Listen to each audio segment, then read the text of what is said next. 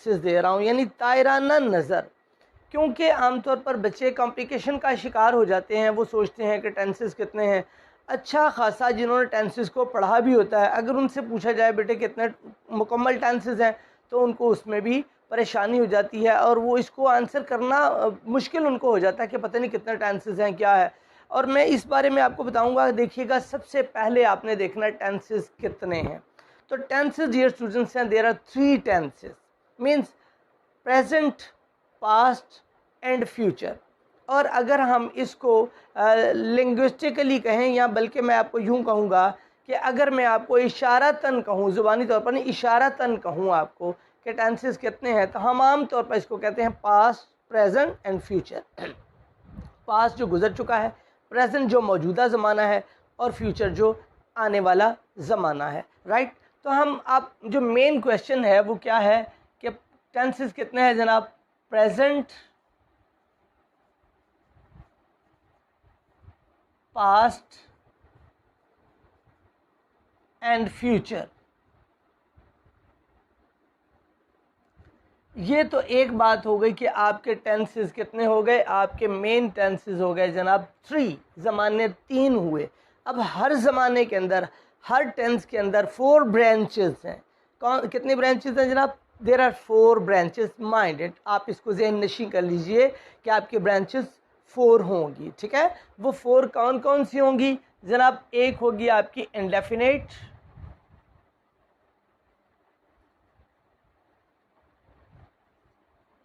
एक आपकी होगी जनाब कॉन्टिन्यूस,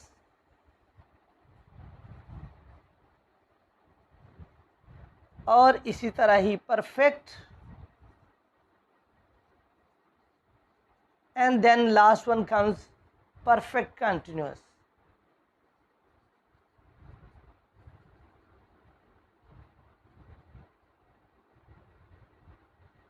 अगर आपके हर टेंस को काउंट किया जाए, मतलब अगर प्रेजेंट को मैं लूँ तो आपको वो पूछे कि टेंसेस कितने हैं, तो डेफिनेटली एक ही आंसर होगा, और वो आपका जवाब होगा 3 ज़माने, यानी 3 टेंसेस हैं, प्रेजेंट, पास्ट एंड कॉन्टिन्यूस। और हर टेंस यानी हर ज़माने की 4 ब्रांचेस हैं। वो कौन कौन सी हैं? इंडेफिनेट है, कंटिन्यूस है, परफेक्ट एंड परफेक्ट कंटिन्यूस।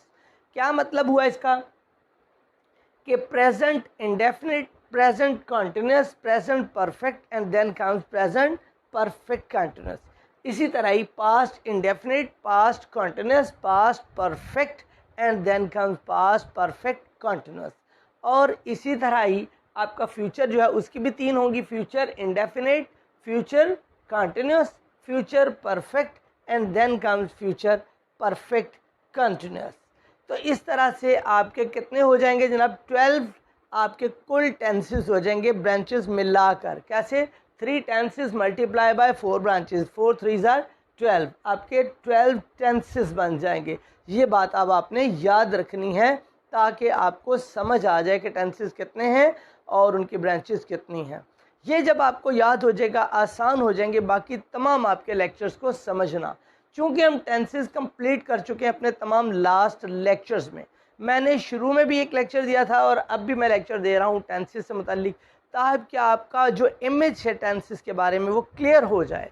जब आपको ये याद हो जाएगा तो फिर इसके बाद हम अभी फिल वक्त इसको इंडेफिनेट तमाम जो है, यानी प्रेजेंट इंडेफिनेट, और इसी तरह डियर स्टूडेंट्स पास्ट इंडेफिनेट, और ऐसे ही फ्यूचर इंडेफिनेट को हम आज के अपने टॉपिक में ज़ेर बहस नहीं लाएंगे।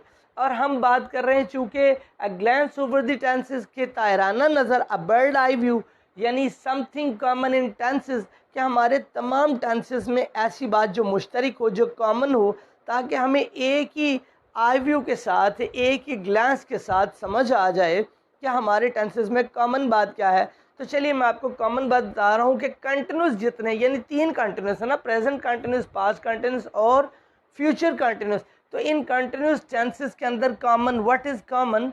वो कॉमन डियर स्टूडेंट्स बात ये है, अगर उर्दू में आप बात करें तो आपके उर्दू के जो जुमले होंगे, सेंटेंसेस होंगे, उनके अंदर रहा, रही और रहे, ये वाले वर्ड्स कॉमन होंगे।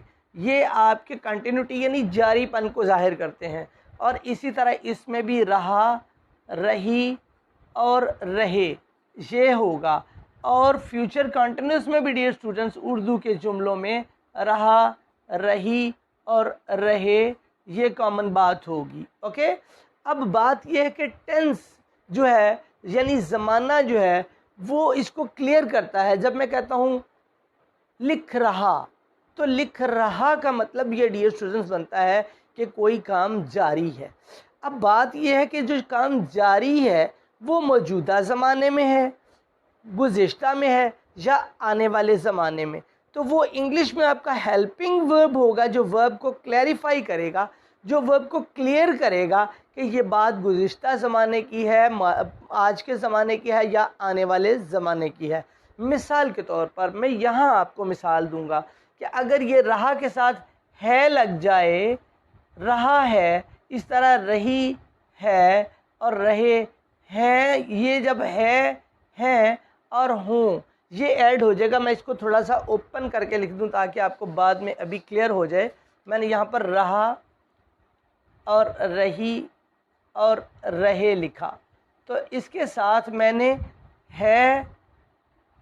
है और हैं यानी रहा है, रही है, रहे हैं कर दिया। राइट, तो कॉमन बात आपकी थी रहा, रही और रहे। ये एडिशनल मैंने आपको वाज़े करने के लिए किया, इससे पता चला कि ये मौजूदा ज़माने की बात है। लेकिन जो कॉमन बात तीनों में है वो रहा, रही, रहे है। इसके साथ रहा है तो इसके साथ पास्ट के साथ डेफिनेटली क्या हो जाना था थी और थे। ओके, और इसी तरह ही आपके इस रहा रही के साथ होगा, रहा होगा, रही होगी और रहे होंगे वगैरह होगा। तो ये आपका जो टेंस है वो फ्यूचर में तब्दील हो जाएगा। Because we are discussing about the common things, so we need not to write it, just to make it clear to you. I have told you, मैंने आपको क्लियर करने के लिए बताया है कि ये गा वगैरह आएगा, लेकिन चूंकि हम कॉमन बात पढ़ रहे हैं लिहाजा ये मैंने आर्जी तौर पर इसको लिखा था। ये बात मुझे उम्मीद है आप समझ गए होंगे। राइट, इस तरह आप है और ये वाले भी इरेज कर देंगे ताकि कॉमन चीज़ें आपकी रह जाए। यानी हर कॉन्टिन्यूस के अंदर रहा, रही, रहे। और इंग्लिश में जो कॉमन होगा डियर स्टूडेंट्स वो आपकी तमाम कॉन्टिन्यूस के अंदर इंग फॉर्म यानी फोर्थ फॉर्म ऑफ वर्ब आपकी कॉमन होती है।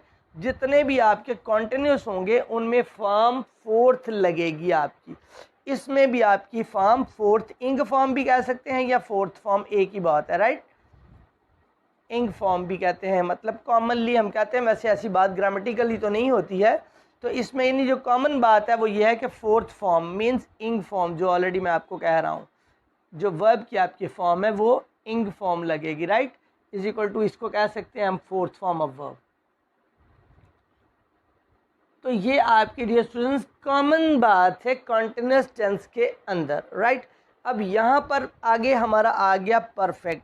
तो परफेक्ट यानी खा वो प्रेजेंट परफेक्ट हो, खा वो आपका डियर स्टूडेंट्स पास्ट परफेक्ट हो, या जनाब आपका फ्यूचर परफेक्ट हो। तो इसमें क्या कॉमन बात होगी? उर्दू में जो आपके सेंटेंसेस होंगे उनमें चुका, चुकी और चुके, ये तीनों में ये होगा। इसी तरह यहाँ पर चुका,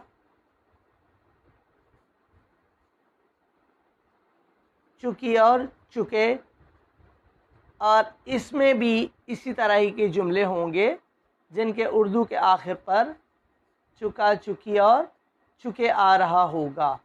तो ये चुका चुकी से मुराद क्या है कि किसी काम की तकमील, किसी काम की परफेक्शन, किसी काम के मुकम्मिल होने को। देखिए टेंस का नाम भी परफेक्ट है, काम के मुकम्मिल होने को जाहिर करेगा, उसकी परफेक्शन नज़र आएगी। मिसाल के तौर पर आपका वर्ब है लिखना, तो उसमें क्या लिखा होगा कि मैं लिख चुका हूँ। ठीक है, स्टूडेंट सवाल हल कर चुके हैं, तलबा ने पर्चा हल कर लिया है। राइट, हमारी टीम मैच जीत चुकी है, वज़ीर आज़म पाकिस्तान तकरीर फरमा चुके हैं। ठीक है, पाकिस्तान तरक्की कर चुका है, अल्लाह करेगा इंशाल्लाह, जब कर चुकेगा और करेगा इंशाल्लाह। तो इस तरह के आपके टेंसेस होंगे जिनके अंदर किसी काम की परफेक्शन का जिक्र होगा, वो परफेक्ट का होगा। अब फिर आपके जहन में एक क्वेश्चन आ सकता है कि ये तीनों में से कौन सा परफेक्ट है, ये आया प्रेजेंट परफेक्ट है, पास्ट परफेक्ट है या फ्यूचर परफेक्ट है। तो उसमें है, हूँ, हो वगैरह मौजूदा में, और था होगा तो गुज़िश्ता ज़माने में, और गागी होगा तो फ्यूचर टेंस होगा। अगर ये 3-4 निशानियाँ आप याद रखते हैं तो आपको टेंसेस कभी नहीं भूलेंगे। यानी रहा रही कंटिन्यूस में, चुका चुकी चुके परफेक्ट में, और इसमें फॉर्म कौन सी यूज़ होगी डियर स्टूडेंट्स, तमाम के अंदर ऑलवेज वर्ब जो होगा, तमाम तीनों में, मीन तीनों परफेक्ट के अंदर वर्ब की आपकी फॉर्म थर्ड यूज़ होगी, वर्ब थर्ड फॉर्म। और इसमें भी आपका जो वर्ब होगा डियर स्टूडेंट्स वो थर्ड फॉर्म यूज़ होगी। और इसी तरह ही डियर स्टूडेंट्स यहाँ पर भी आपका जो वर्ब है उसकी फॉर्म डेफिनेटली थर्ड यूज़ होगी। तो देखिए टेंसेस कितने आसान हो गए, इतने आसान के जो कभी आपने शायद सोचा ना होगा, राइट। तो आपके जो परफेक्ट कंटिन्यूअस है इनके अंदर पहचान क्या होगी, यही वाली होगी, रहा, रही और रहे। लेकिन इनके साथ रहा, रही, रहे के साथ वक्त का इजहार होगा, वक्त का इजहार।